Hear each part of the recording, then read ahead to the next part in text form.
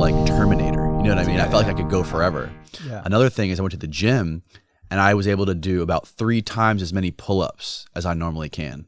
Wow. I couldn't. That's a lot. And that was before I would ever learned about you, before I had listened to any talks on it. I didn't know what ketosis was. This was last year in 2019. And I just literally, I was explaining this to people and I could not wrap my brain around how I was able to do so many pull-ups and play basketball for so long with zero fatigue. Yep. This kind of explains it. Yeah. Body weight exercises too. I didn't push myself to the edge, but I think I would jump up and do like 20 chins, like outside our house or whatever, like on a tree. Yeah. And I didn't want to push it, but those 20 reps, which are like fairly strict chin ups, felt pretty easy. Like if I go all, I could do about 36 or 37 chin ups or something like that. Wow. But the 20 just felt really easy. And you can make them a little bit harder. You can kind of like stretch the lats at the bottom and then contract the top. And towards the end of it, it was like trying to make the chin-ups harder. So I would do the 20, but like super strict and like contract.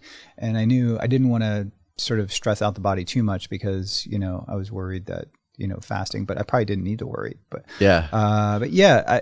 when I do a big lift, I don't fast 7 days, but I do like to go into it relatively fasted. And I feel that if my body's not dealing with digesting, assimilating, mechanically, you know, enzymatically, it's not dealing with a meal, that I have more energy and resources to activate muscle. And I feel, my feeling intuitively is that my central nervous system can activate the muscle better. It's almost like those pathways, neurological pathways, are activated when I'm in a semi-fasted state. I think if I fast for more than like 24 or 48 hours, my energy reserves are generally going to be a little bit lower, and that might not be advantageous for a max lift, but maybe for like body weight exercises. But when it comes to doing a max lift, I would never go into it like a lot of guys eat right before they get to the gym or whatever. I would typically fast probably at least 6 to 8 hours, sometimes 10 or 12 hours before, if I'm like really going for a max or heavy lift. Yeah. Okay. So, but I would eat up the days before, maybe even start out 3 or 4 days before and start eating like a lot of red meat. And so whenever I set a PR, I kind of have this whole sort of thing that I go through where I eat up and I ramp up like 25% more calories, like kind of 2 days out, and I kind of adjust the protein and everything.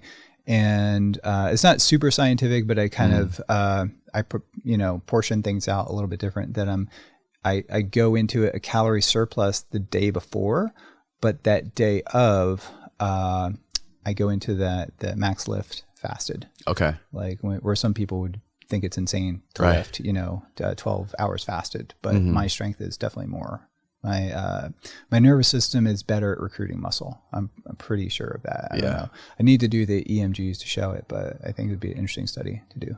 Yeah, definitely. Do you find that in the scientific community, people look at you differently based on, if you look at your Instagram, for example, I mean, you're deadlifting weight, you're eating tons of meat. I mean, it doesn't look like you're a scientist. I don't think like, well, if you're studying like sports science, I mean, there's a lot of meatheads, I guess. If you go to like a sports science thing, like bodybuilder, powerlifter kind of guys.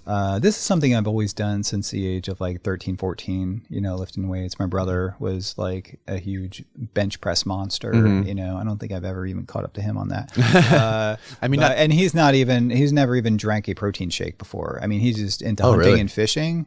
And just when he's passing by the bench, he'll just put 4 plates on it, like a weight of like 185. He's repping with like 405. So I think the genetics were there for that. Although he doesn't train legs or back even, but we worked on a farm together for a while. He always was just like that farm strength and just like a crazy bench strength. So that really motivated me as a kid to sort of try to be as strong as him, but also when I played football, I got into it.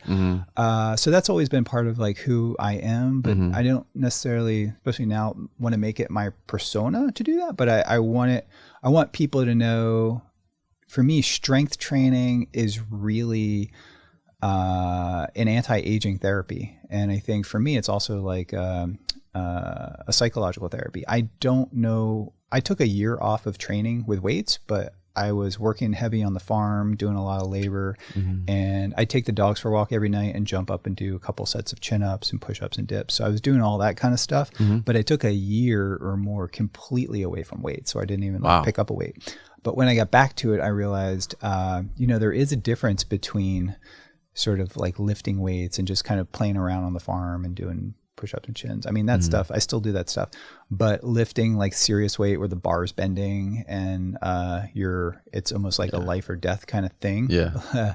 And the whole mentality of approaching the lift is kind of what I enjoy. It's like, I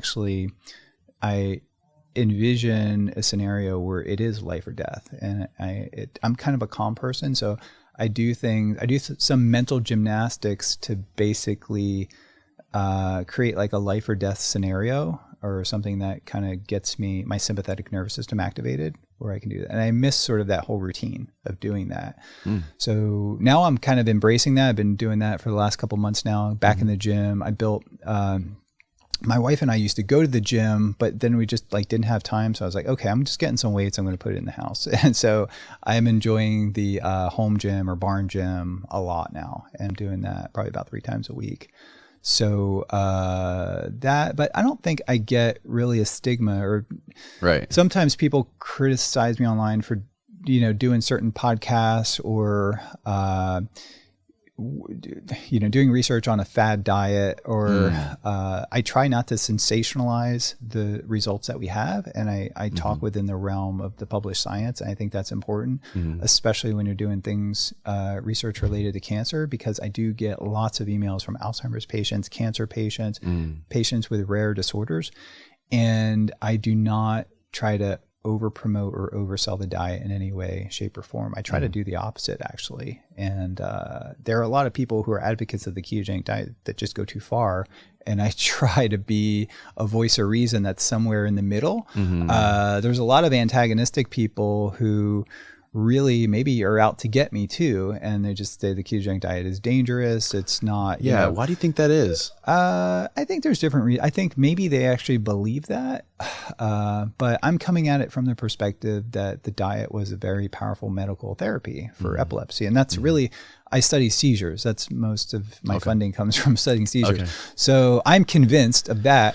I guess the pushback comes from the ketogenic diet as a lifestyle. And like I said, it might not be optimal for most people. It's probably not the clinical ketogenic, but a modified form of a low carb diet is undoubtedly, I feel, optimal, getting back to your question, for humans. In no point in history did we have access to the level of sugar, processed carbohydrates that we do now.